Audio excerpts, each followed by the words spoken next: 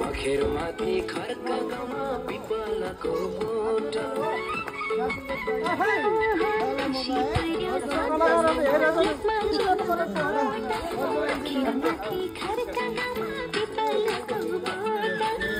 फालेको पानी बच्छ अर्जे खोलीमा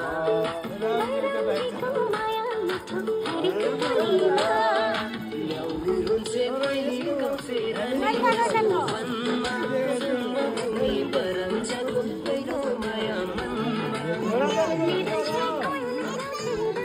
भिडियोमै आउनु भएन